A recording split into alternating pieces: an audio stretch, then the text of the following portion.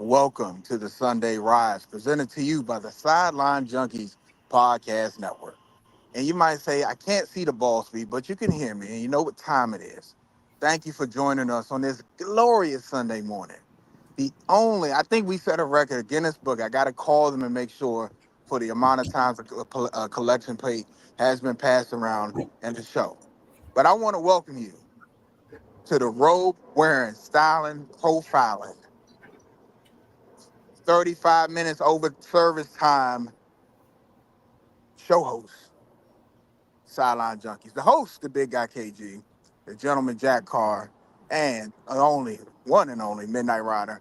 Like I said, this is probably the fourth time I've said it. I'm the boss B. And if you hear cars and kind of things in the background, unfortunately, this is part of the job under the big guy KG at Hella Hunt Motors, repossessing cars. We don't do it the easy way. I can't put this type of stuff on video. Might be some cuss words, some iron slinging, but I'm gonna keep that on the wrap. But gentlemen, big guy KG, on to you. What's going on, everybody? Man, Boss BJ did an intro sounding like Manny Fresh. There's gonna be some head busting on this thing, some wig splitting, whole variety of shit. So this whole Manny Fresh intro. But how y'all gentlemen feeling this morning? I'm fresh. I'm ready. Let's go. Let's get this going, baby. Somebody it's the woo! You know what I'm saying? Hold on. Can we just do 2 claps in the Ric Flair? Woo! That's what we're doing today, baby. I'm feeling good. Hey, you know what you called me this morning? Call me the Phoenix. You ain't gotta call me Midnight Rider. I done rose from the ashes. I done built myself brand new, and I'm ready to go today, baby. All right. Well, let's get this thing kicked off. As you can see, the sun is shining down the bottom. There's plenty of light. A new day is dawning, sunny and bright. Talking about a new day. What was that? No, go ahead. Go. The Caps get 5. They go wild for 5 in the first, and that's the first period. They win yesterday 7-2 over the Columbus Blue Jackets. Let me see who scored. Ovi gave you a goal. Strong gave you a goal. McMichael gave you 2. Protus gave you 1, and Dow gave you 1. Yes, sir. Caps are now 8-2.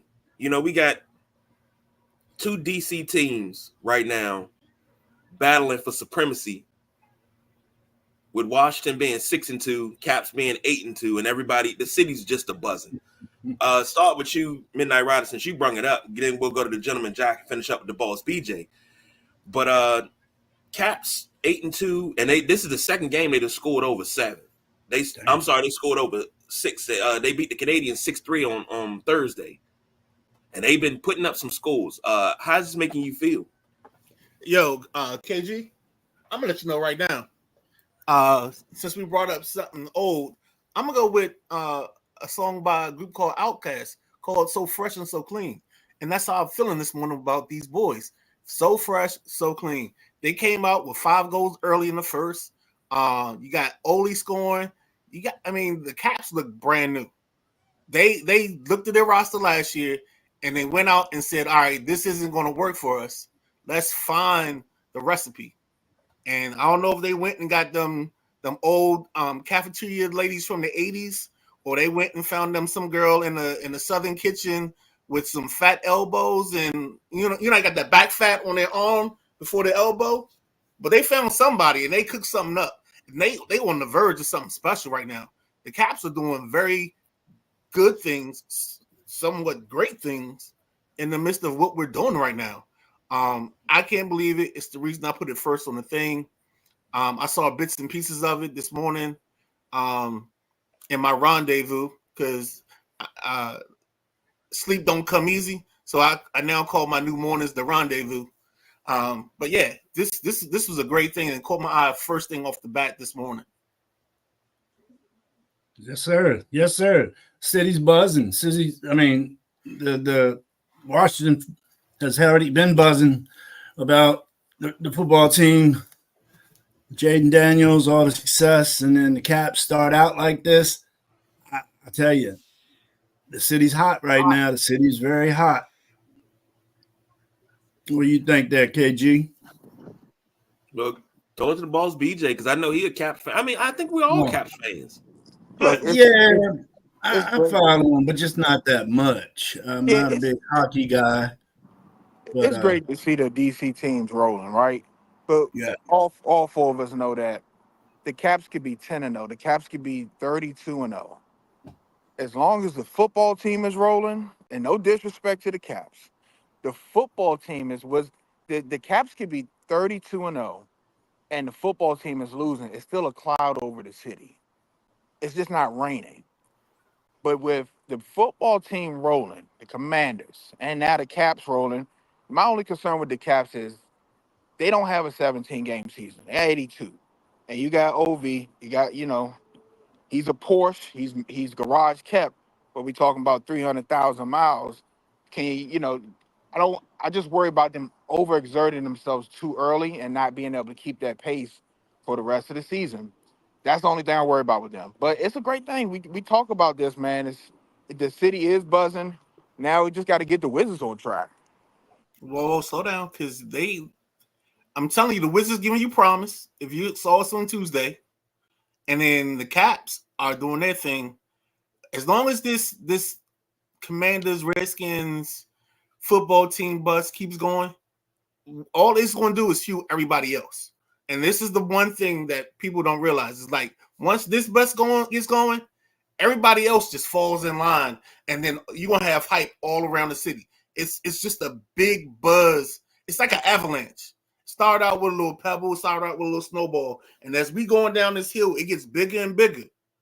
And I'm telling you now, we in for a great year of sports here in Washington, D.C., especially if this team does what it's supposed to do. But that's later on. Let's go. yeah. No, the Wizards, they're a fun young group to watch. But like I said the other day on Thursday's show, they hung 133 on somebody the other day, and then The Hawks. I guess on the Hawks, they go hang 133 on the Hawks, and then get stomped by the Heat last night. They didn't look as crisp last night. I don't think the Heat's that good of a team to beat them like that. But the Wizards are going to be a fun young team to watch, and that's going to keep the buzz in the city, whether they, how many games they win or not. We all know they're still in a rebuild, but they're going to be a fun young team to watch. So, yes, sir, the city is buzzing. Midnight Rider, you said something, and you and I, we always go back, and then everybody gets into it. You said it's growing like a snowball rolling down a snow-covered hill. It's growing. Mm-hmm.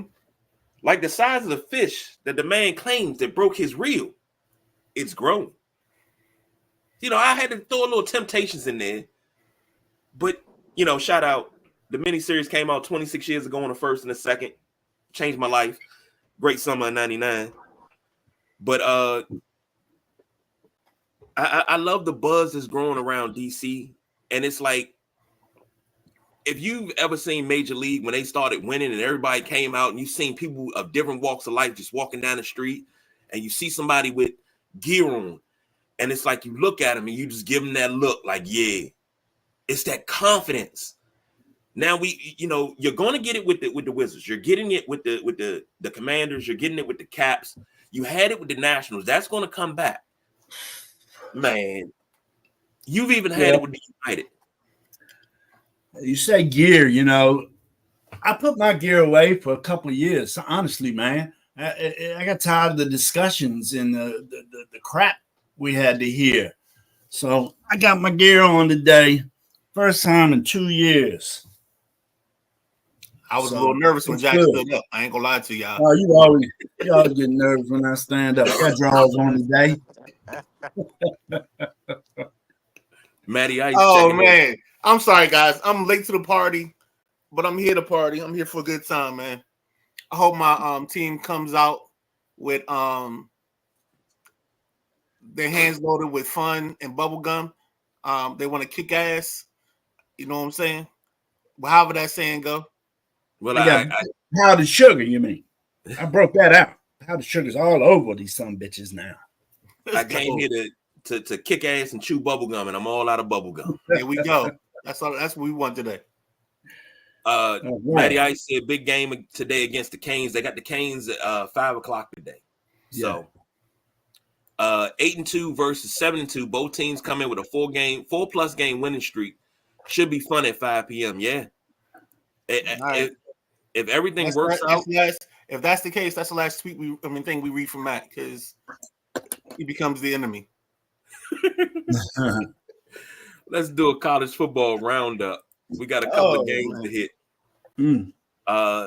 This is week 10 of the college football season. Boise State beats San Diego State 56-24. Both running backs in this ball game are going to be pros.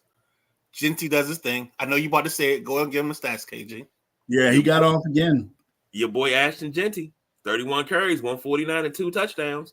I love to see where he sits in the Heisman race. He should be sitting at 2 at the worst. Only person we had him was Travis Hunter. Correct. I think it should be them two at the top, but you know they always throw QBs up there. And speaking of rushing, I'm sure you're not going to cover this game, but two of the top rushers yesterday played on the same team for Jacksonville State. The quarterback, Trey Stewart, 27 carries, 232 yards, 3 touchdowns. His running back, Eli Sanders, 19 carries, 205 yards, 2 touchdowns.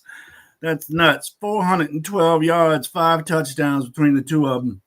God damn. I don't know what were they playing, House Without Walls? I don't know who they're playing, boy. Way to ruin the banner, Jack. Way to ruin the banner. No, you don't. I've got some new one. No, man, that's amazing. I mean, I didn't watch the game. I just saw the stats this morning, and to see two guys on the same team, I thought it was a pair of running backs, and then I started looking at more, and I saw one of the guys is a quarterback, Trey Stewart, 27 carries for your quarterback, and 12 carries for your running back. 12 carries for your running back. The running back averaged 12 yards a carry, man. It was nuts. And I don't know the outcome of that game. I should have got that down as well. Looked like Jacksonville State should have won with that much offense. Yeah. Matty Ice said won't have much more to read from me. Anyway, got a game at 12:30, so leaving shortly. you know it's all fun and game, Matt.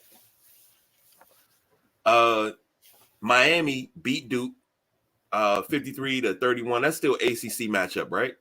Yeah. Yes, sir. Okay. That was a great game to watch. But everything to change. I gotta double check. Nah, Miami. Itty kitties. Oh, go ahead. No, honestly, Miami they're only there because of Cam Ward. And no doubt. When we talk about the next person, and when we do the next QB list, there's a guy that's going to be at number 1. That's going to be Cam. Oh, Cam. I don't know about that, but yeah. Back in college, Duke was ahead early on, and I think they was even ahead early point of the third quarter, and then Miami just turned it on. It was a high-scoring game. Miami hung 50 on them, and Duke scored 30 plus. Yeah, first full game I watched of Cam Ward, very nice. I thought he was a little inaccurate in the first half, but he tightened up in the second half. He was 25-41 for 400 yards and 5 tutties. Nice day. He really turned it on in the second half, and Miami's explosive, man. They might be something to worry about. They just got to stop giving teams leads early. They were down 21-17 going into the half, starting the third quarter. The only issue I have is I say Cam Ward is probably the number 1 prospect in terms of QBs, only from the aspect of he's got to be Jack. He's got to be 1. I know you want Shedeur to be there, but it's 1-2. They're right now. They're 1 and 2 in any one that I'm looking at in terms of draft prospects and in terms of when the Midnight Rider sits down and turns on the tape and burns through the tape with the Midnight Oil and a little Anita Baker Rapture playing in the background. Those are the top two quarterbacks I see. Shedeur Sanders, Jackson Dart, Cam Ward. That's I the don't top like three. Jackson ain't done it yet for me. He's a beast. Threw for 500 yesterday. He can throw for 500. Who they play? Six Arkansas? So what? Who they play? Arkansas? Conference game. Conference game. Arkansas? Did they play Arkansas? St. Mary's. You know what I'm saying? Conference game. Some of the cats had Arkansas picked to win this game. Arkansas is as easy as a lot troll on a Friday night. 25-31, 5-15, 6 touchdowns. Okay. Nice. Show me when he does against somebody better, then he'll get more respect. He's in the We'll top see. 5, but he's not at 1 and 2. He's nice. Maddie says, I was getting ready to ask this question. Miami is a good team in a very weak ACC, and I was about to ask a question. Has the U returned? I don't think the U is completely back to what we know as the U, but I think a lot of people I don't think people give Duke enough credit because Duke, they're not. They're nowhere near on Miami's level, but they're climbing the ranks football wise, and you can see something brewing there. It's like the stew on the back. You took the stew out of the refrigerator, warm it back up, and it just is on the stove. You got the fire on, it just ain't warmed up yet. They got something there, and they might need another recruiting class or some guys to get some experience here. We might be talking about Duke, competing for an ACC championship. I've watched some of their games. They've looked pretty good. Now, the score doesn't say, "Oh, that was a good game." But like Jack said, if you watch that game, they do put up a fight. It's just Miami got more horses. Well, Duke has been fighting for ACC titles in the past 3 or 4 years. So, I thought they were going to have problems when Cutcliffe left. I'm a big Cutcliffe fan, one of the best coaches out there. They've been there in the past 5 years, so it's not like they're just jumping up now. To you, Midnight Rider, sorry for cutting you off, bro. No. All I was gonna say is, we talk about Texas QBs on the show, and Malik Murphy, Texas transfer. I don't know if he has another year eligibility left, but he legitimized the program. You got kids that can play. You got a quarterback that can actually play. Now you just go from there. And that's what they did today, or yesterday, I should say.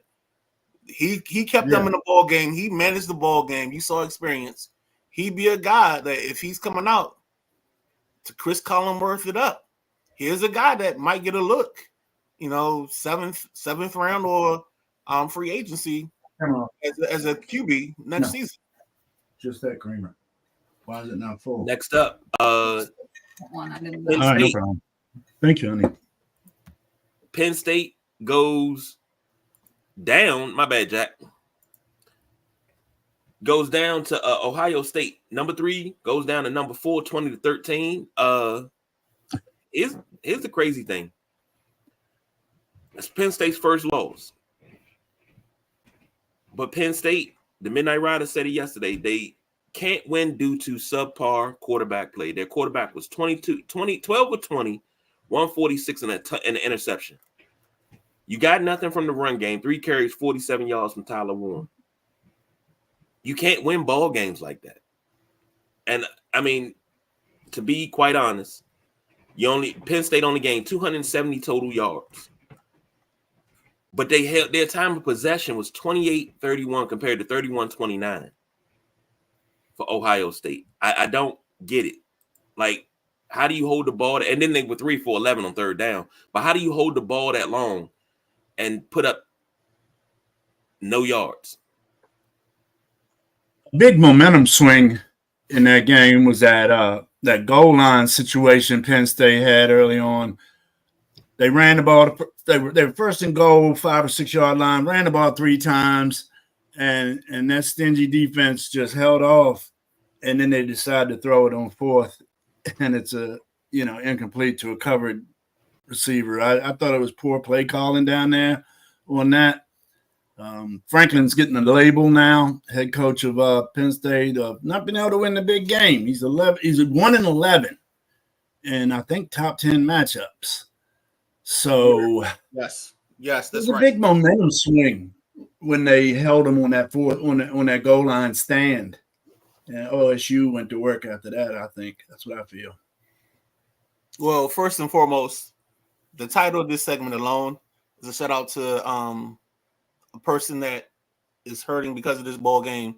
A friend of mine, Sarah Graziana, she lost her brother 2 years ago to an accident in the water.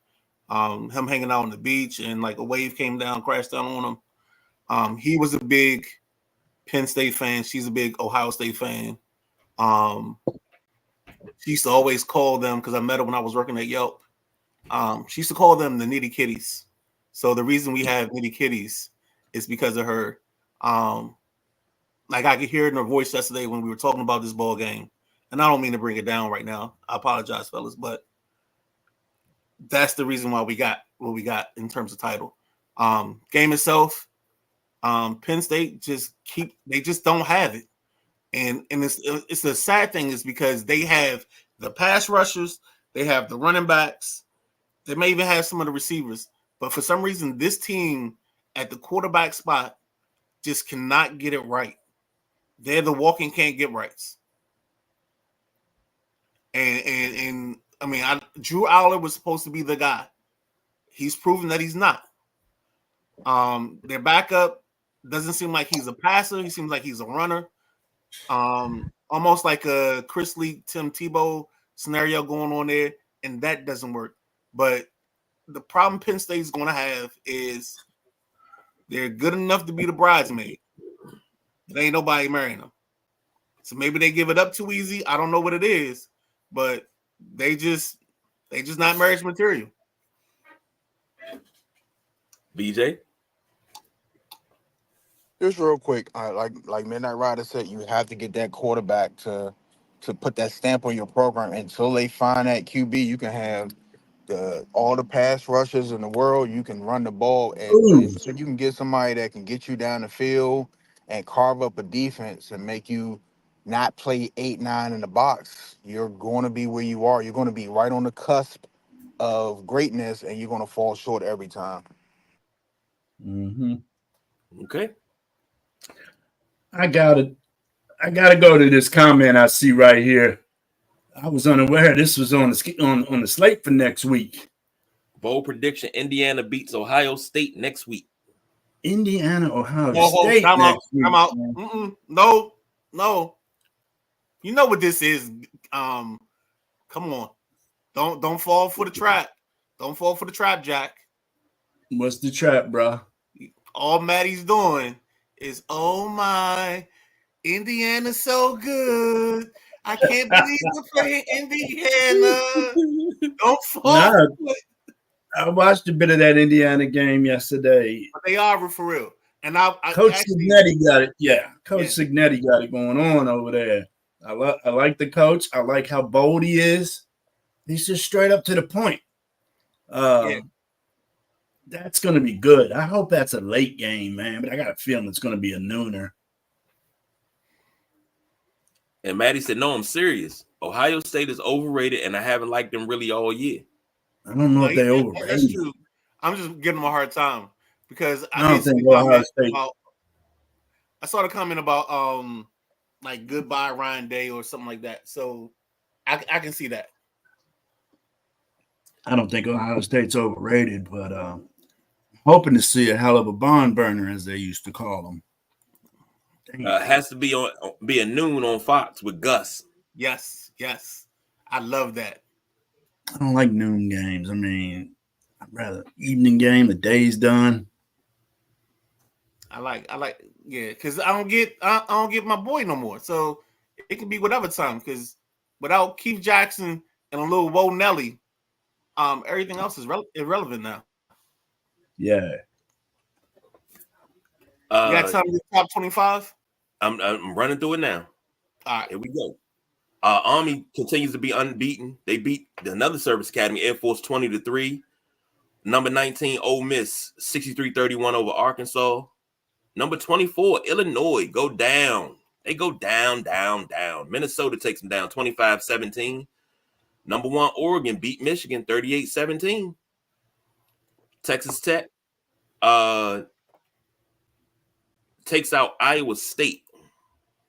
They took out Iowa State 23-20. The Bulldogs beat Florida, and it was a fight that broke out in the stands that was vicious. Georgia, number 2, 34-20. Kansas State loses to Houston, 24-19. Houston's a tough squad. They used to be a top 25 team the past couple of years. Houston has always been a top squad. And the thing is about Houston. Go ahead. Not top. I said tough. But tough. No, Jack, here it comes, Jack. Just wait for it. Houston's always been a tough squad because you got guys that set multiple records with that run and shoot offense. They still run it. You got guys that became Heisman Trophy winners and first round picks, i.e. Andre Ware. Yes! Klinger. Hold on. I gotta take a shot. A shot. I'm still drinking coffee, baby. But I mean, Andre Ware was drafted, and he was drafted by the Lions because of his time at Houston. So, Indiana, number 13, Indiana beat Michigan State 47-10. Started out slow. Yeah, and it just started out real slow. Yeah, then they snowballed on. Yep. Number 11, Clemson goes down to Louisville 33-21. Hold on, let's stop here for a second.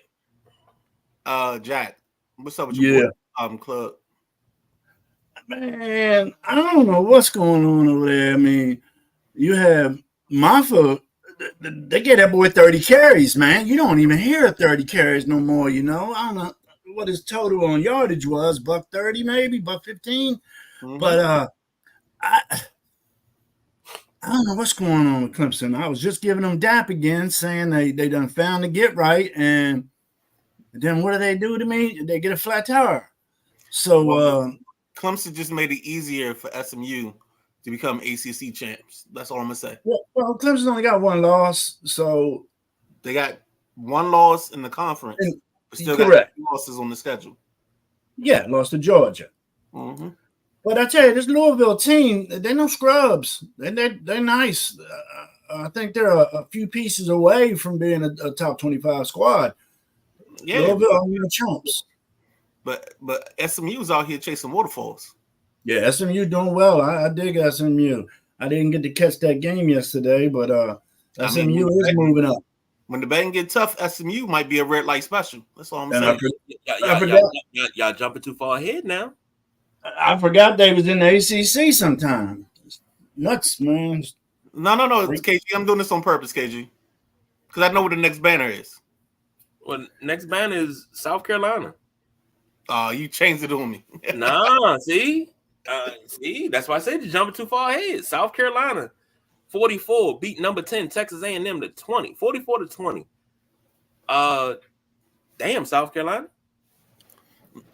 So this game for me is what I think South Carolina should be. I think Texas A&M has been over their skis the whole season. Their talent is better than their quarterback play. And I think today their quarterback play caught up to them, failed them in many situations. South Carolina is a team that's, again, like Arkansas, heavy with NFL talent, but somehow, some way, they just never put it together and make it work and become either the dominant team or be the team that they're supposed to be.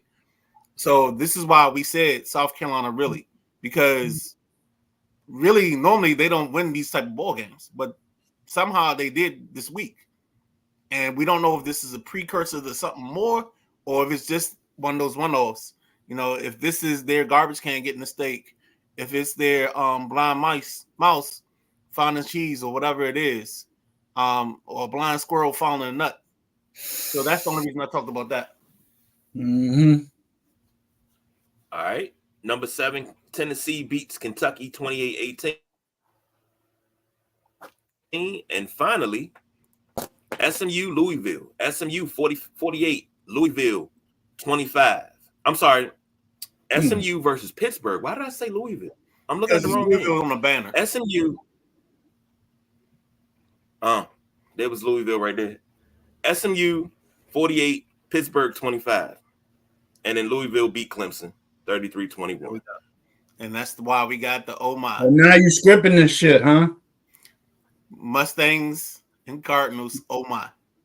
Oh no. Nah, this is what happens when you have you're wide awake at 7:30 a.m. And you've been up since 4:30. Things just come out your mind and start popping on the screen, and you just write everything. You got Phil KG on that stuff though, man. Don't surprise the big guy. But no, Hey, SMU, man, I mean, literally SMU on line to be the ACC champs if they went out the rest of the way. Louisville is just one of those teams that they're plucky, they're dangerous. They're going to probably beat somebody in the bowl game. They'll probably have an impact. I think Miami beat them last week, so they scared the stuff out of Miami last week. The only problem was they just didn't have enough. Like, there's a reason I say Cam Ward is the difference, or Cam Ward is the top quarterback. And last weekend was one of those things. Like, if Cam Ward's not at Miami, they don't beat Louisville. Plain and simple. Well, Louisville got Stanford, Pittsburgh, and Kentucky left. Pittsburgh currently ranked number 18. So those next 3 games, I'd like to see what Louisville can do. I think it's a possibility of coming out with 3 wins on those next 3 games. We'll see.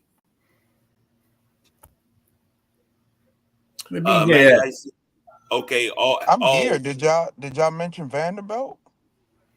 I didn't say I forgot. my top 25, but I wanted to mention them before we got off this. Okay, I just wanted to show them some love too. I like Vanderbilt beat Auburn. Oh shoot! Come on, Vanderbilt beat Auburn. What, 17-7? Ooh, pew pew pew pew. Yes, sir. Quick! Yeah. Shoot out. Brian Longwell. He saved a text message that he got on Christmas 2022 from one of the coaches over at Auburn. It says, "Brian, I'm sorry, buddy. We're not going to sign a high school linebacker in this class, more than likely. You're a great player with a bright future. Hope you and yours have a Merry Christmas." That is fucked up to send somebody on Christmas. And he kept the receipts, and he went out there and he balled out. Nah, it's not messed up to send somebody on Christmas. It builds character. It lets you know things can happen anytime, any place. And when you accept that, the quicker you accept that and you move on, the tougher your skin gets. But this is I believe this is the first time in history they've beaten him, right? I believe so. Look, listen to me. There's certain teams when you're a pedigree, you're not supposed to ever lose to Vanderbilt. And remember when Vanderbilt beat Bama, they played that Nick Saban clip. So this is big for their program, man. Like I said, there's just certain teams that when they come in your house, the big guy KG called them the cupcakes. And Vanderbilt has been a cupcake on a lot of people's schedule for a long time. So, they beat them 17-7, but they're turning a leaf and they look good. And then the Midnight Ride always say sometimes it's about one game. I think that Bama game really gave them that downhill snowball momentum to be like, to come out, even if they can't, be like, we can beat anybody. And that attitude alone, when you hit the field, the other team can feel it. You hitting, moving, everybody's on the same page. And by the time you know it, you're fighting uphill battle against this scrappy team that doesn't give up and won't go away, and that's Vanderbilt. Oh, before UKG goes, I see what you did there.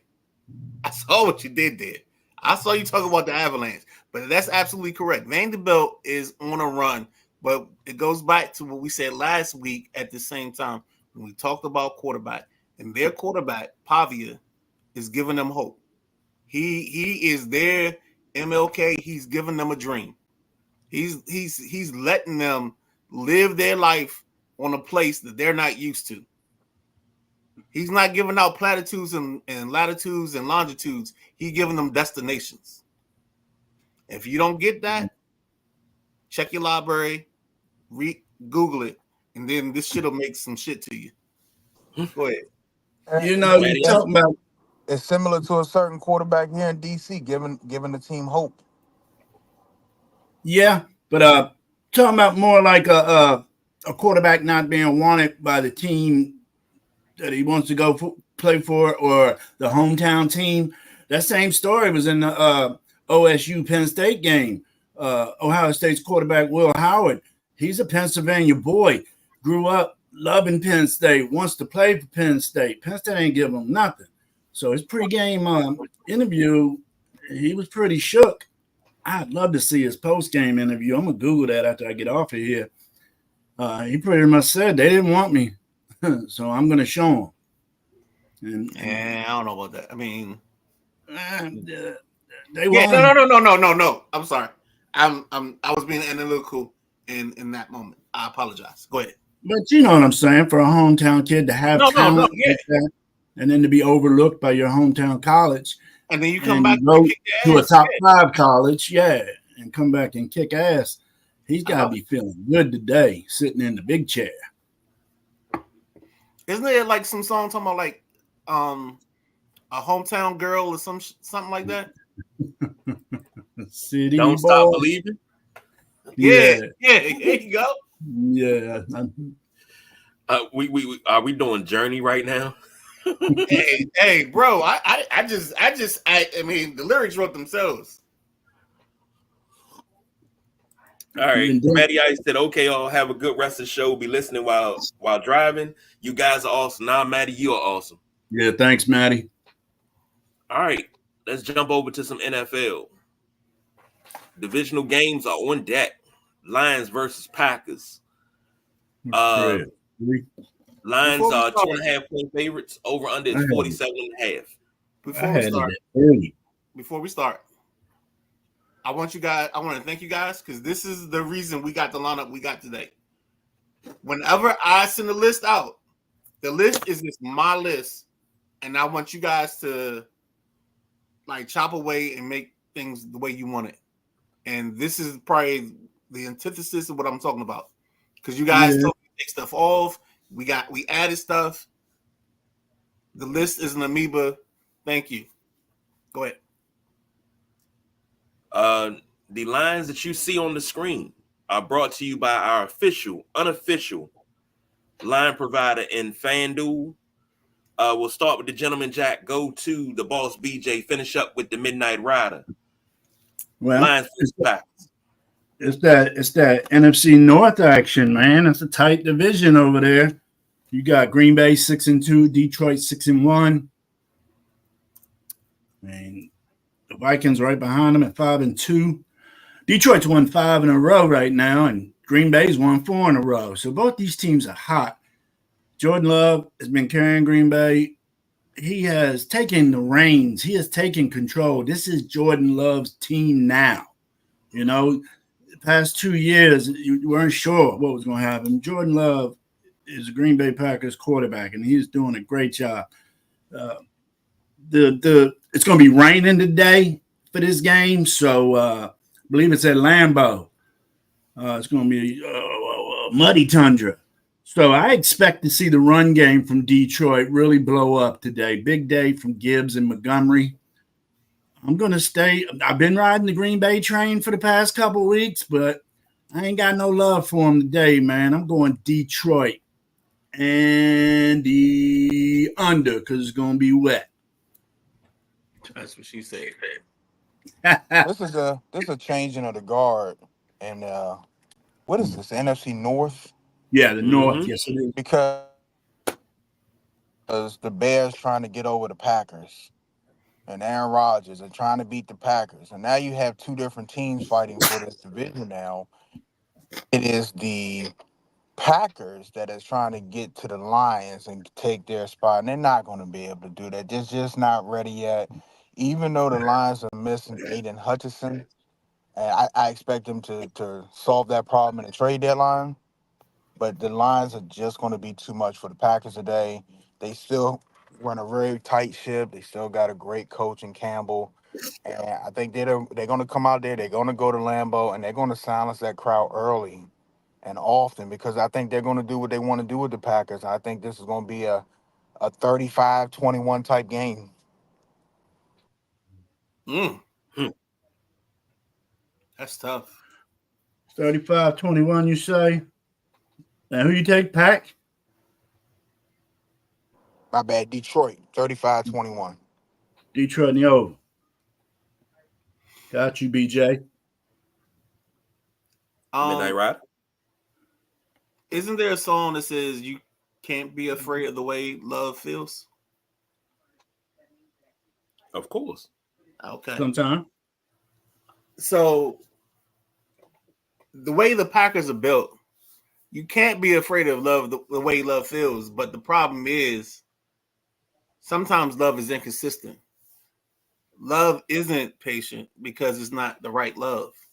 You can't love someone if they can't love you back. And the way I feel about Jordan Love right now is he's in a spot where he can't love us back. His groin is hurting, no pun intended. I think Malik Willis is trying to give you something on the side, but I think in this ball game, the Lions' offense and the way it's set up with Sonic and Knuckles, and the fact that they just don't care how they win. Like Detroit is unapologetically the bully on the block, and they're gonna beat you any way, shape, form, or fashion they can. They don't care how it's done. They understand that this ain't gymnastics. So you ain't got to worry about the Russian judge giving you a 9 when you got a 10-point performance. They going to come out, bust you up, out physical you, and then throw the ball on you. And so as much as I love Green Bay and the way that love feels, I just think the Lions win this ball game. It might not be pretty. I think this is a 37-20 type of ball game. So I'm taking the Lions. I'm taking the over, and It's going to be raining. all right. I mean, It's raining. you know, it don't matter if you get wet when you run the ball the way they do. Yeah, I was Oh, about to man. say that. That's more the Packers' problem.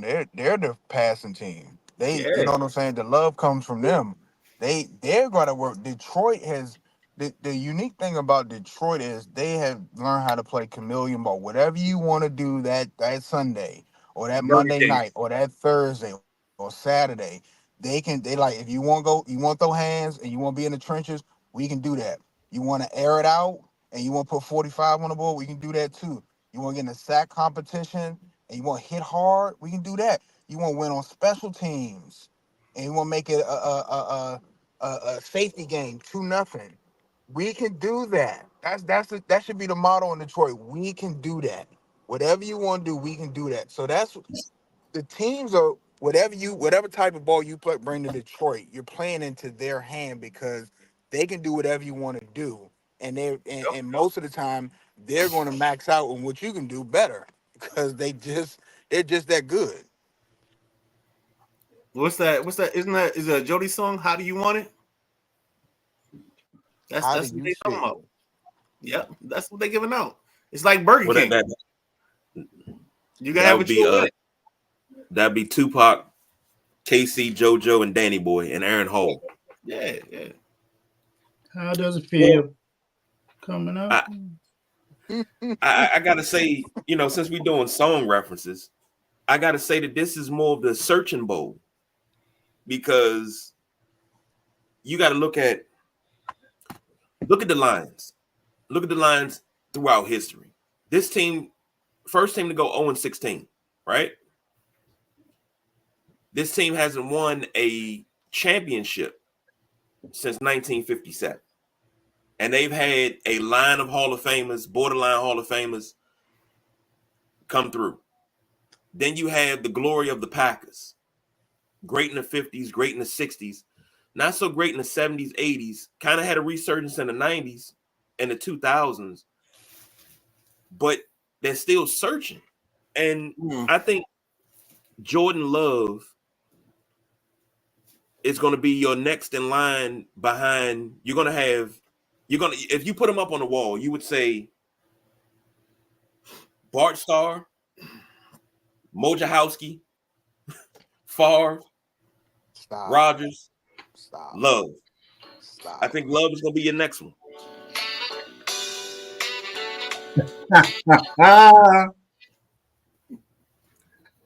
I was thinking more along the line of searching by change, you know. Oh, my bad.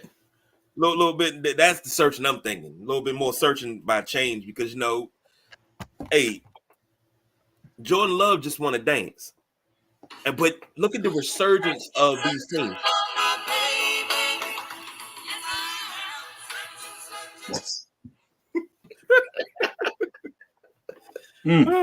Only 4-second bites because I ain't trying to get us.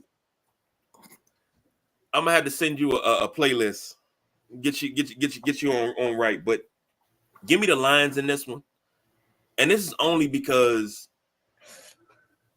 Jordan Love is feeling down. So give me the lines in this one. 34-17. Here we go. And I'll take the over. All overs. I'm the only under. We will see. Next up. Before we go to the Rams versus Seahawks, I got a quick announcement.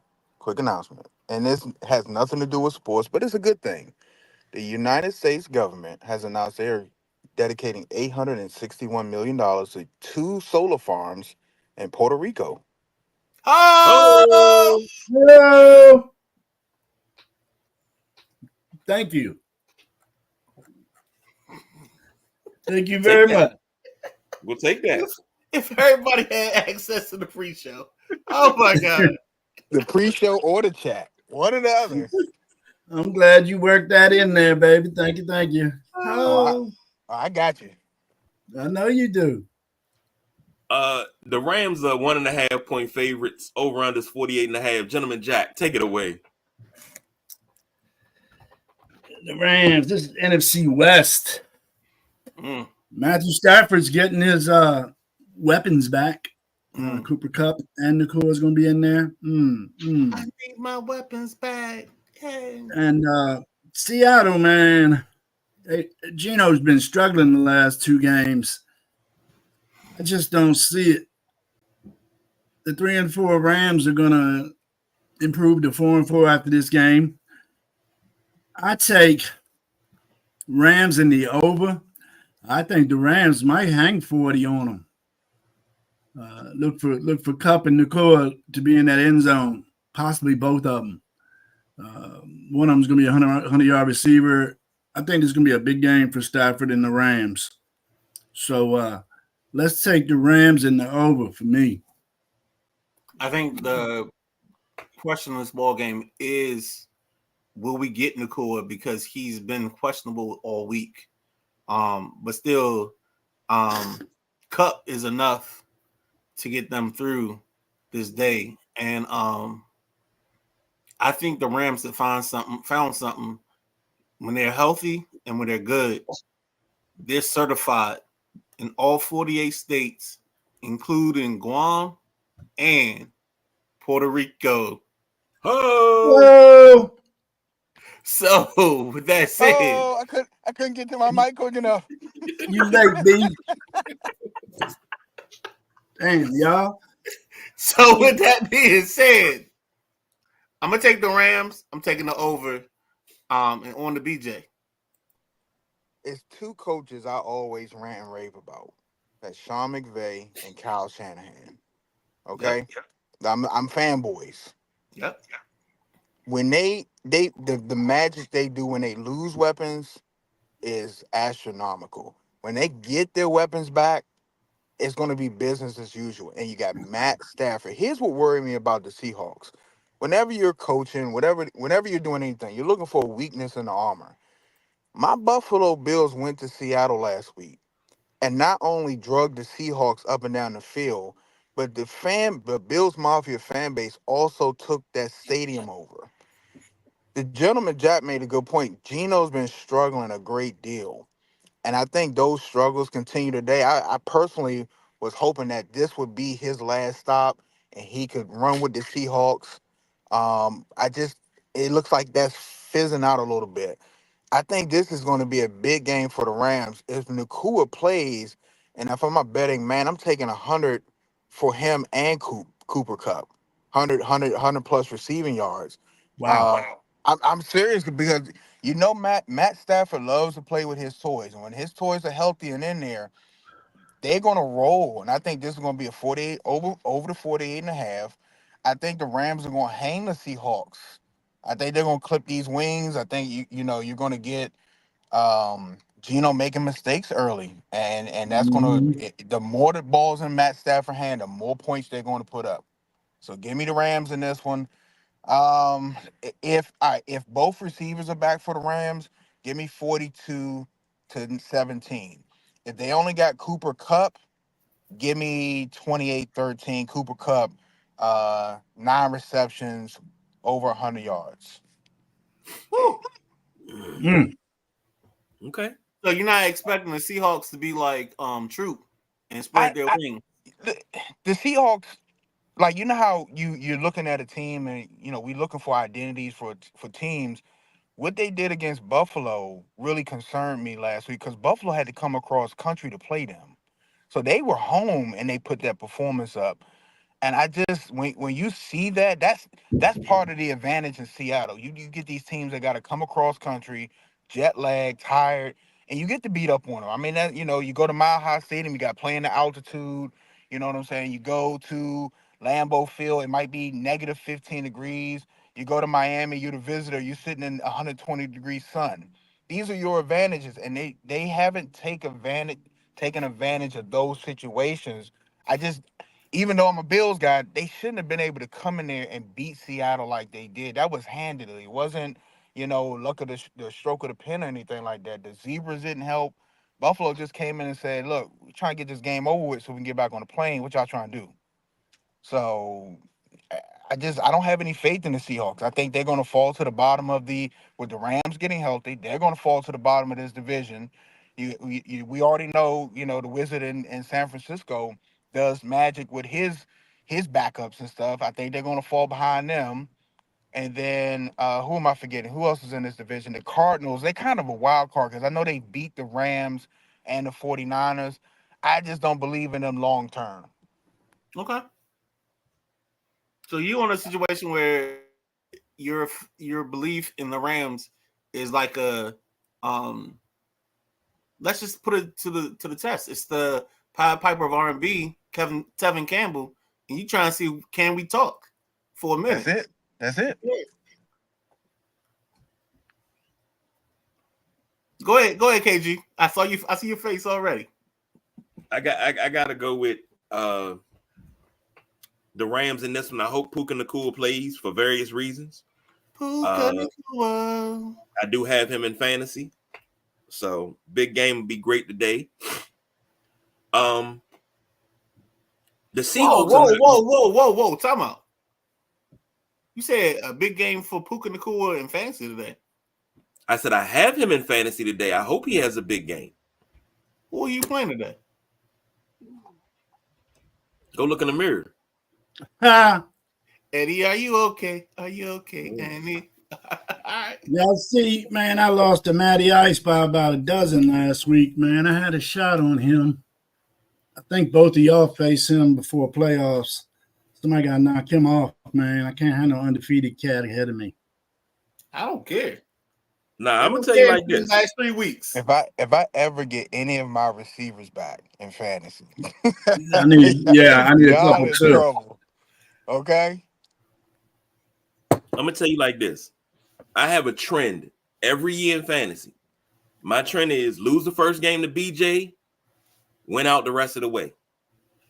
Get to the playoffs, and then it's up in the air after that. Because once I get to the playoffs, it's like, are we gonna win or we gonna lose? Are you at 1 loss right now? Yep, my only loss. I'm 71. I done dropped 3 now.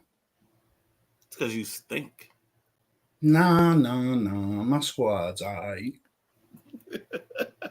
I'm I need running my it. quarterback play to get better again, and my backup sucks now.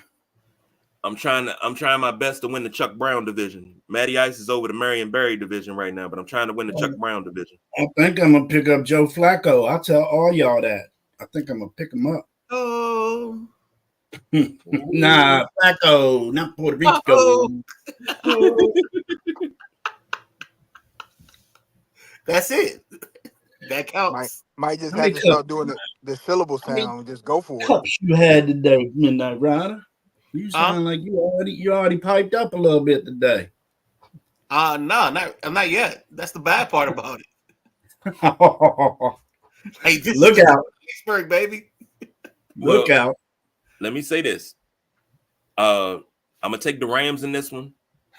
Give me the under because Geno Smith, they're not gonna bench Geno Smith for Sam Howell. That's stupid. Not gonna happen. I'd like to see it. I think they got faith in Sam Howell, but I don't think they'll bench him for Sam Howell. I don't think that's gonna happen. I really think if he doesn't perform this week, Howell will start next week. I mean, it's what? Week 9? Wait, what are we doing here? What Talking are we about doing here? Seattle's Are we really quarterback having a struggle. conversation about benching Geno for Sam Howell? I want to see how this time. You know, DK Metcalf is out with an injury, so this week is all about Smith and Jigba. So if you have Smith and Jigba in your team, take him off your bench, put him in the lineup. He's going to get catches this week, and then Kenneth Walker and Zach Charbonnet. They're going to do their thing. So come on, man, let's stop this. I'll tell you, struggle 2 weeks. If he struggles again, I'm telling you, see Sam Howell. Okay. And I'll tell you, I'm still on the Sam Howell train, man. I don't think the boy's a bad quarterback. Matty Ice chiming in about fantasy football. He said we got a lot of absent teams in our 232 team league. That will be reconciled Thank you, at the Matty. end of the season, Matty. Yeah. We got at least 4 or 5. I think the Junkies and Matty are the only ones playing actively. Man, look, when you trying to hold on to hope, and you got four or 5 receivers on IR, you just need one of them to come back. So just one. If I could just get Nico back, we good. Can we before we go into the raid? We talking about quarterbacks. I think it's criminal that Daniel Jones still has a starting job in this league. And we ain't talking about race. We ain't talking about black or white. And Anthony Richardson probably won't start another game for the Colts. And we talked about him before and him tapping out and doing it the wrong way and not having that veteran leadership to just take a knee I got cramps or something, just because like I said, guys do this all the time. But you got Daniel Jones starting in New York and just stinking the joint up. Just everywhere he runs on the field is a shit trail. I just don't get this league sometimes. But I'm gonna say this again, and when it happened, the whole Eli thing when he balked at the Chargers, it's just like when you think about that now, you understand it more and more because you go to certain teams and they ruin your career. You know what I'm saying? We talking about Justin Fields. We're talking about Malik Willis. We talking about guys. Help me out. What's the boy in Carolina? Bryce Young. Bryce Young. You talking about? I don't think Kenny. I think Kenny Pickett's attitude was bad. I don't really think Pittsburgh ruined him. I just think he got a stink attitude. But it's a handful of quarterbacks that have just went to teams where they had just ruined. And I just you really got to be. And Dion's kind of Let me go back. Coach Prime has kind of already set up certain teams to not even look Shador Sanders' way. He's already set that up. And look, these are teams we thinking about going to, just like he did when he draft. They were trying to draft Dion. He's like, what pick you got? I'm gonna be gone before you get there. Don't even worry about it. Yep. And you have to do that now because these teams are just, if you don't have the right thing in place or you don't have a coach and a coaching staff that's going to play ball the way you play ball, you're shit out of luck. Yeah, that is always tough uh, with young rookie star quarterbacks. Many of teams have, ruined young guys, and it's just you go from being on top of the world, playing big time football for a big time college team. You probably ain't lost 10 games in your life, and then Right. you go to a sad NFL team and you drop 5-6 in the first 8 weeks. It's tough. It's tough mentally on a winner, I.e. Trevor Lawrence. Yeah, there's Nah. been many. I mean, Trevor Lawrence struggles is on Trevor Lawrence, the quarterback, not Trevor Lawrence. But no, what I'm saying is he never lost. He didn't lose in high school, and Right. I don't Right. believe he lost in college. And then when he got up here, now he's losing every week, damn near. But And he's then- the reason. And then on top of what Jack said, then you have these teams like Cleveland and different cities that's looking for a savior when you get drafted in top 10, top 5 QB. They're looking for you to come save their city. And I know Jaden, we talk about the Commanders and Jaden Daniels because it's local and you can see it and you can feel it because this has been purgatory for the last 25 years or close to it. And you can see the difference it makes. Like I'm in Baltimore. And it's Jaden Daniels jerseys up here. There wasn't no Commanders gear up here, or it's very, very few and far between. This was purple and black or whatever they rep. No, you dog. I'm glad you even said that. Like that purple and black was, I never forget. And I say this all the time, every story I tell. But I think it was 2012 when Baltimore made their run. My son was playing soccer in like this gym up in Catonsville, and literally it looked like you thought we were at a Ravens home game because it was all Ravens colors all the way up and down, and it was my butt with this jersey. They This represent 10-time team. hard. They represent hard. They are out and about, bro. Sorry. Well, all right, let's go. We got to go rapid fire to get through these so we don't go over time. But Broncos versus Ravens. Ravens are 9.5 point favorites. Over under 46.5. Gentleman Jack, what you got? well, Denver Broncos, Bo Nix, he received Rookie Offensive Player of the Month of October. That's got to be for the AFC. Do they do AFC and NFC Rookie of the Month? I thought they just did one. I thought it was both. Okay, because I gotta say, how could Bo Nix get that over Jaden Daniels with the month he's had? But Bo Nix is straightening up a little bit, getting a little bit more comfortable in the offense. Tight end, his tight end is out. What's his name? Delucci. Deluge. I think is what it is. So he's got to get right with Sutton and Humphrey. Baltimore, I think they're going to run the ball down their throat. Derrick Henry, 100 plus. Lamar, 50. I see Baltimore beating Denver in the battle of the 5-3 teams, in which Baltimore's played some good football. It's hard to believe they're 5-3. God, I hate picking Baltimore, but I'm going to go Baltimore on this one. They're going to cover it, too. I think Baltimore's going to win by 2 touchdowns, but they're not going to reach that over. So Baltimore and the under. Okay. Baltimore and the under. Broncos just aren't ready yet. I totally agree with the sentiment. I think it's Lamar and Derrick Henry type of day. Judging from the comments from Jack, I know that he probably has Lamar plus 40 rushing yards and Derrick Henry plus 85 or 80 yards because that way he don't want to be too greedy, and that way I'm the greedy. ball hits. I'm greedy. You went, Jack 100 went big. touchdown. All right. So 50, 100 touchdown. So Annie, are you okay? I'm okay. But yeah, that's the way I see it. So I'm gonna take the Ravens.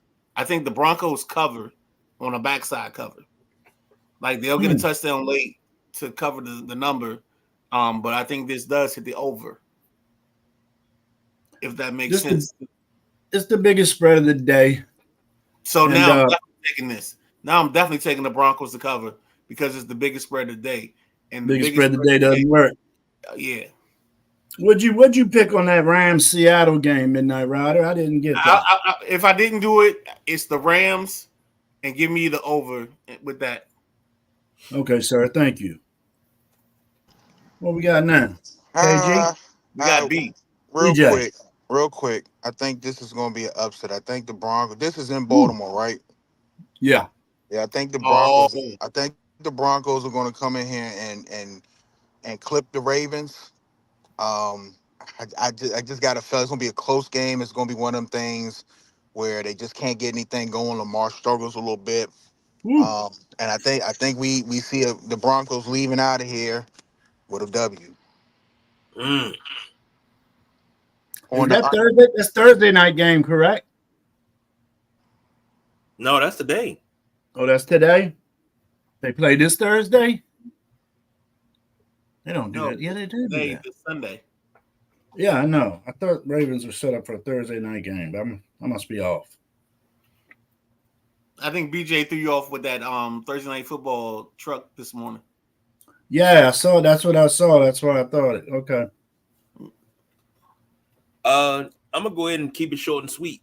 Give me the Ravens to cover because the Ravens defense is a little bit more hungry, and I think they'll give Bo Nix some problems. And Marlon Humphrey is back in the lineup. It's him and another defensive player. I just had it up, but they're back in the lineup. So give me the Ravens and the Ravens with the over. I'll say Ravens 35, Broncos 13. Is it a dream? Next up, the Monday night game. The Chiefs take on the Buccaneers. Chiefs are 9.5-point favorites. Undefeated Chiefs.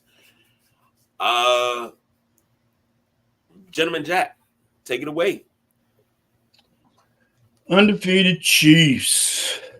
4-4. Buccaneers, them Buccaneers started out hot. Some injuries are hampering the Bucs now. Bucky Irvin's out. Who else is out? Mike Evans is still out. That's a big target. Is that right? That's a lot of nice targets for Baker Mayfield because Bucky Irvin's great out of the backfield. Everybody knows what Mike Evans is about. God, I want Tampa Bay to beat Kansas City today. Basically, because Baker Mayfield's my quarterback on fantasy, and either way, I think Mayfield's going to put up big numbers, either in a winning way or in chasing Kansas City by having to throw a lot. All right, this is going to be my upset of the week. We're going to do Tampa Bay over KC. Oh, another 9.5-point spread. Tampa Bay over Kansas City, and I'm going to take the over. I think they're going to score about 55 points in this game. I think the Bucs proved plucky last week, so I'm going to take the Bucs to cover, and the over will hit, but the Chiefs will win outright. Go ahead, BJ. I'm coming. I'm here. I guess this is. I know I ain't gonna be right, but I just feel like the Bucs are gonna beat them tonight. Or this is Monday night, right? Yeah, I think so. Give me the Buccaneers because the Buccaneers can score when Baker's hot, and the Chiefs been kind of lollygagging around. They've been winning games, but they haven't shown.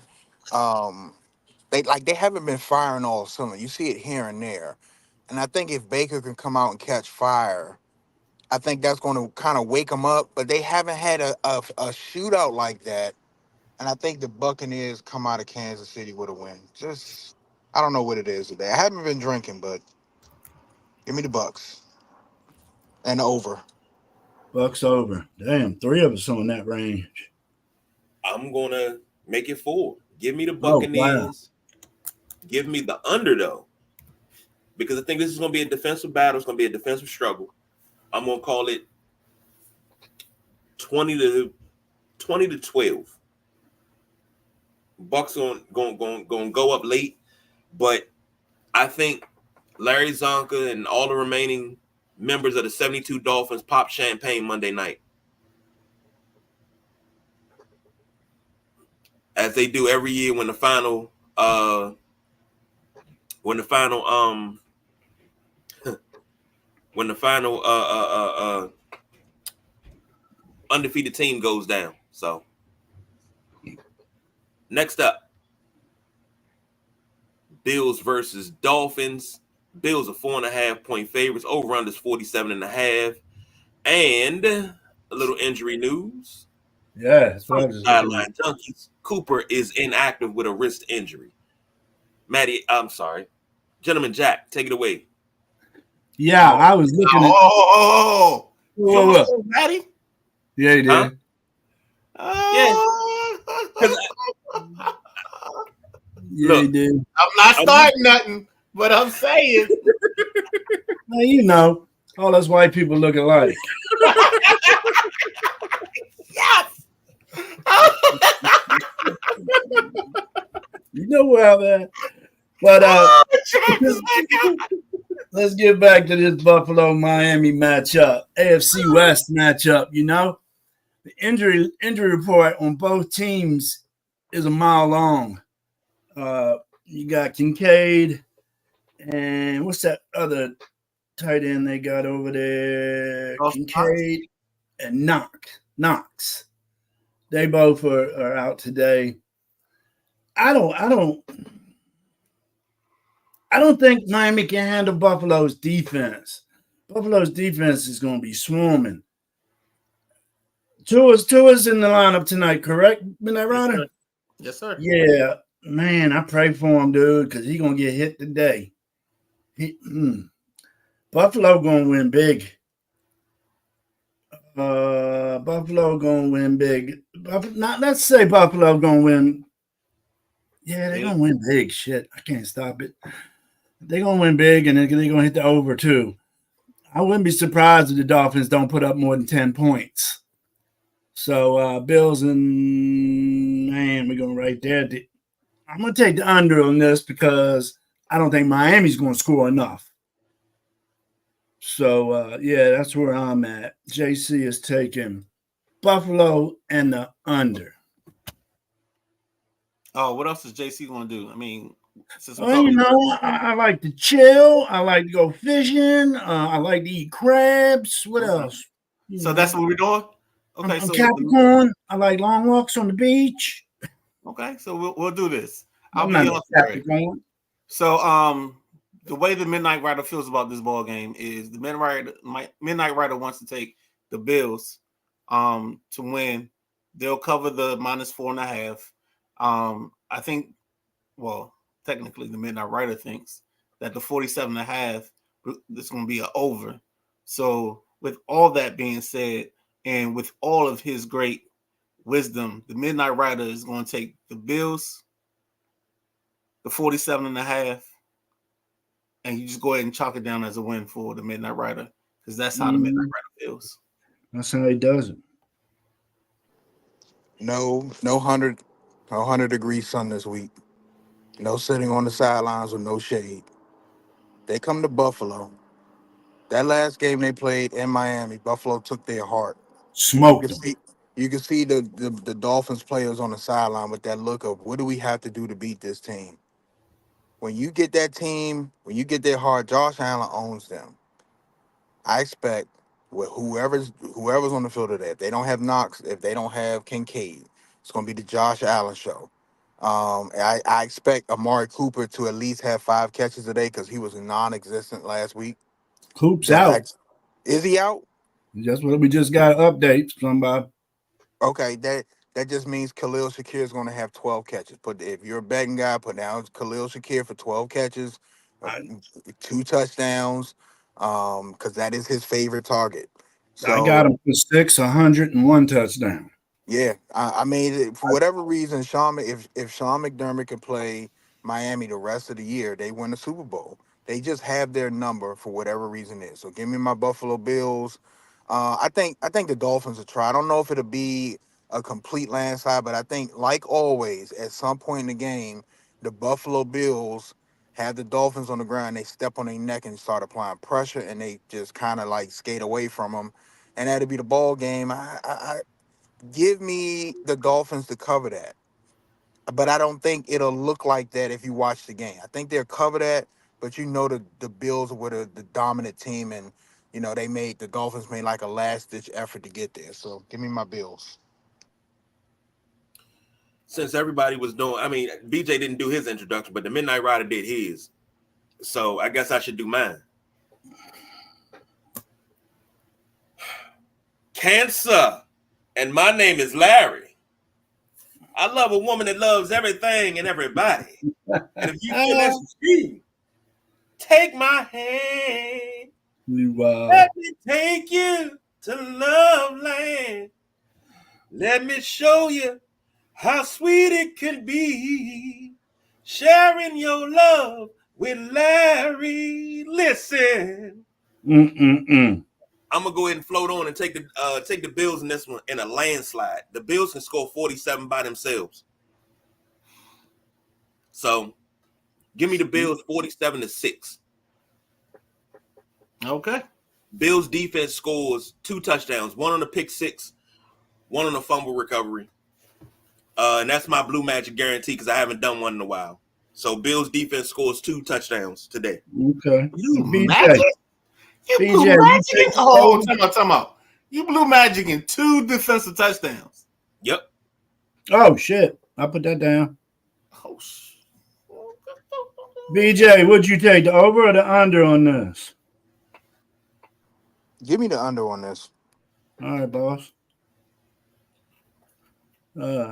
Two defensive touchdowns. Yep. Make sure you write it down. Blue Magic. I do. KG Blue Magic. We don't put Blue Magic down often, folks. Usually when we do, it's right. So don't mess that up, KG. I hope not. That's all kinds of ways. Last game on the slate. Commanders at the Giants. Commanders 3.5-point favorites. 44.5 is the over-under. I guess we'll flip it around. Go to Boss BJ, the Gentleman Jack, then the Midnight Rider. I think this is going to be one of the first games the Commanders really break the chains off the Giants. They've been struggling with the Giants over recent years. I think the Commanders go into New York today, and they show you the difference between Jaden Daniels and Daniel Jones. And I think the Commanders are going to come out of this one 24-10. You said Giants 24-10? No, you said Commanders. Commanders 24-10. Okay. Jaden Daniels 302 touchdowns. BJ under.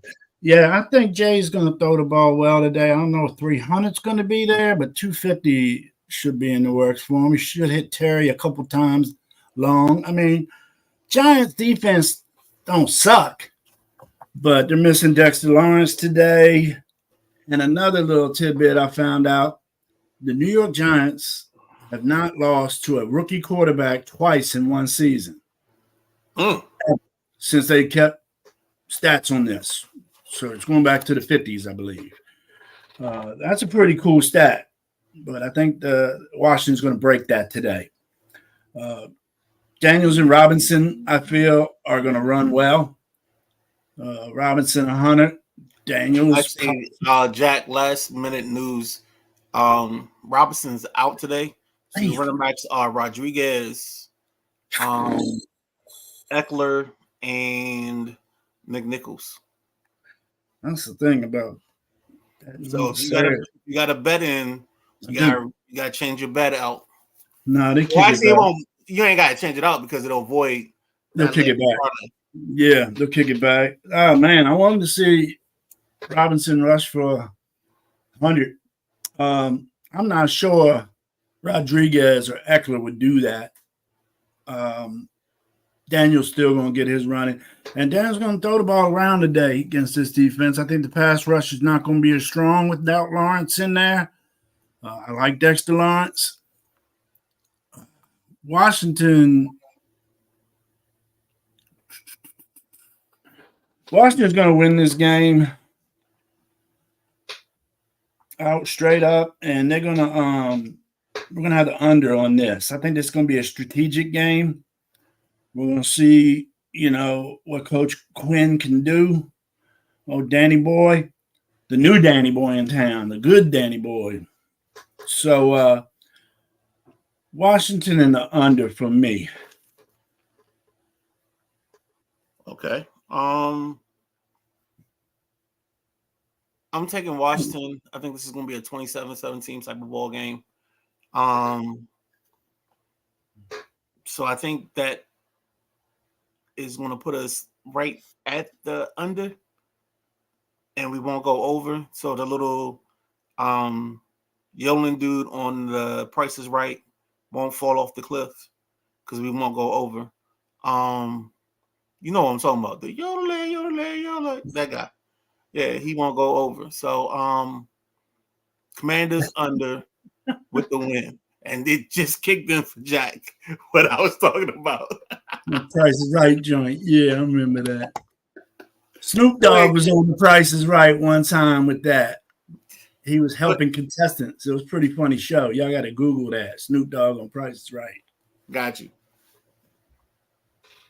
And look for Mr. Newton.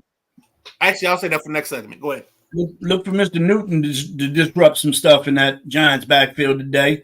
He came about last week, got a sack. All that boy is doing is growing and learning. He's going to be a solid lineman for Washington. So check out that boy Newton from Illinois. See, hold on, time out. Because Jack is doing something. Because now he like trying to throw Johnny Newton out there. But when he was back weeks 2 and 3, and he was doing all this, and I was telling y'all what was going to happen with this defense. And what did I say? I said, I'm not sprinkling no powdered sugar in week 2, 3. Give me week 6, 8. And where are we at?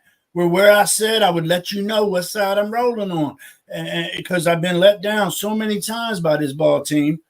I ain't flipping scripts or nothing, dude. I'm going exactly what I said. Okay. Wasn't doing none of this in week 3. But I was just telling you what was happening. But in week 9, I saw it. In week 9, I dumped a whole bag of sugar on the joint. It's everywhere. We're good to go, baby. Play some ball. Oh, go ahead, KG. I'm sorry. Washington playing the Giants. It gives me pause. Oh, shit. Get ready to pause. Because, you got to look at it. Daniel Jones plays his best games against Washington. Now, this is a different regime, different thing. But Danny Dimes always finds a way to do something amazing against Washington, whether it's running the read option and going out the back door and taking off for 76 yards or completing a crucial third down pass. And, that being the case. And the Giants are just so good. So I'm going to go ahead and take Danny Dimes and the Giants 17-14.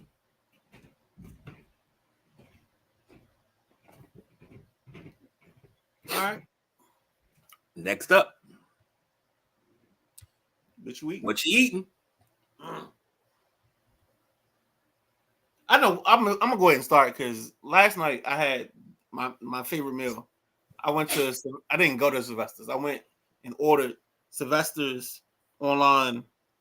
Got the steak and chicken combo fajitas with peppers and onions. And I get fries and I get rice. Mm-hmm. And I just dump the sauce in the container and I shake it up. Mm-hmm. And in my late 40s, it becomes 2 meals. Did you have some Thunderbird? Did you have some Thunderbird with you? Huh? You said shake them up. Did you have some Thunderbird with you? Nah, I didn't have no Thunderbird. Ooh, that's rough. But yeah, I shook it up. Boom, I was ready to go, baby. 2 meals, because I don't eat like I was when I'm 20s. I'd have been like, yeah, I'd have ate that up and been ready for more. I'd have probably gotten a cheeseburger on the side because yeah, that's where I used to eat when I was younger. But now, yeah, that's 2 meals and it's a good day. You got your number 10 on this morning there, Midnight Rider? Of course. Did you wash it since last week, Midnight Rider? Yes, I watched it. That's the only reason I didn't have it on during the game last week. Takes you a week to wash a shirt. No, last week I watched it after the show because I had to wear it during the show, and then I forgot about it in the laundry. And by the time the game came on, yeah, long story. I got you. We ain't gonna talk about your laundry habits. It's funny you say something about laundry habits. You said something about Silvestri because I got the same thing in the refrigerator waiting for me. So Ooh. I got a steak and chicken fajita with the peppers and the onions and the rice that's waiting for me for later. I also have pizza. We ordered pizza yesterday as a celebration of Employee of the Month at Helen Hunt Motors for myself. So we ordered pizza yesterday. So I got pizza, and I also have a steak and chicken fajita with the rice and the peppers and the onions. So, well, first of all, congratulations, big guy. Thank you. And where is this Sylvester's located? You got one on Silver Hill Road. You got one on Allentown Road. On St. Barnabas Road. It's one on Donnell Drive. It's a Mexican joint? Peruvian chicken, rotisserie Peruvian chicken. Yeah. It kind of like Sardi's, but I think they got Sardi's beat. And my wife would really love to hear that because I used to always be, oh man, Sardi's this, Sardi's that. No, they got Sardi's beat. No. Hold on. Sardi's is still undefeated when it comes to the pulled chicken sandwich. That chicken sandwich they got is number one, but you can only go to the one in Capitol Heights to get that. No, it's not pulled. It's the chopped chicken sandwich. If you go to the one in Capitol Heights, they'll get you right. Now you come over here to Marlow Heights on Branch Avenue. I don't even think they offer the chopped chicken sandwich because they messed it up. So. Oh, I see. Yeah. Got quite a few of them. Yeah. And then you might be, Jack, you might be in an area where there may be a crisp and juicy. They got one in Hinesville. Crisp and juicy. What the hell is that? Same line of thinking, but it might be more close to you than because I think the Sylvesters are like PG County. Yeah, I'm looking at that. District Heights, Fort Washington, Hodgesville, Hillcrest Heights, Silver Spring. Yeah, like I know crisp and juicy is mostly Moco. Never heard of crisp and juicy. Y'all ever went to that other chicken joint? They got one up in Crofton. What's it called? Chicken joint. It's a chicken or something like that. Let me check with my team. They'll let me know. Continue on, fellas. No, there's a Slim Chicken. No. That's in what is that? I guess that's Bowie. Yeah, that's Bowie. That I think Slim Chicken? Slim Chickens. Oh, I like that name.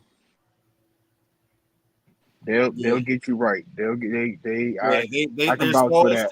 Yes, sir. You say it's the best? Right. I don't think anybody said it's the best, but they'll get you right.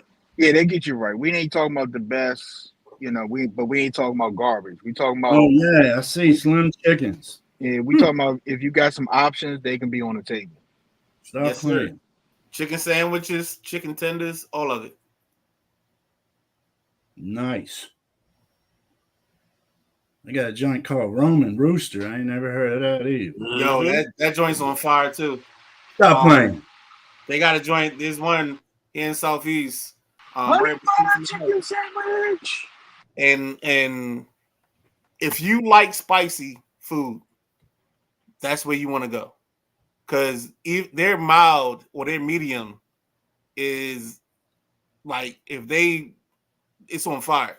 Now you're gonna spend $16 on a chicken sandwich meal, but yeah, it's like the Five Guys of chicken sandwiches. You're gonna walk out for two people and pay $30 to $40, but it's good stuff. Let me throw y'all to a C- joint, and no shade to them, but Hangry Joe's. I think they're more of a Mo County joint too. I go to the one in Wheaton by across from Wheaton Mall, and why I said that because Midnight Rider said something about spicy. You like spicy, right? Okay? They would have you going to go get milk, but they got some decent stuff. They got some little platters, and they got the boba tea and the boba drink. So those are A+. But they got the waffle fries with the chicken. They got spice levels. They got all that good stuff. So maybe I give them a C. Give them a C. They on the table, but they off to the side. It's funny you say that because that's actually one of the spots that just popped up on my timeline this week. They listening to us. Get out of here. They listening to us. That one joint I'm talking about, it's a chain over there. It's in Crofton called Raising Cane. Yeah. So I've heard right.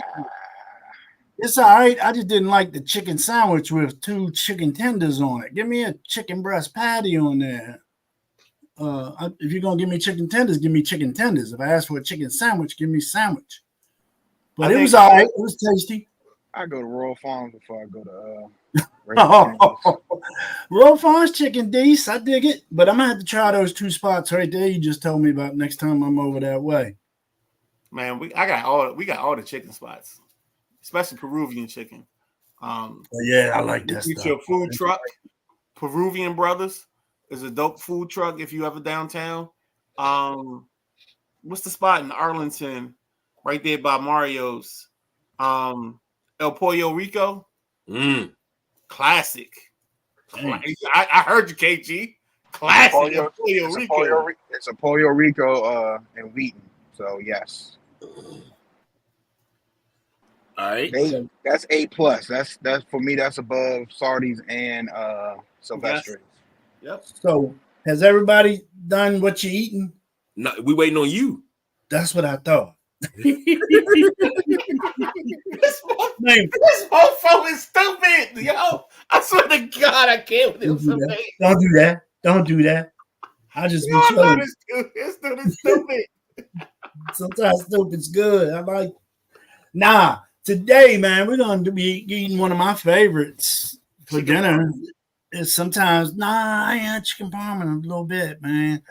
But just talk to the wife. We're going straight up BLTs for dinner with real bacon, no turkey bacon, man. Yeah, no turkey bacon.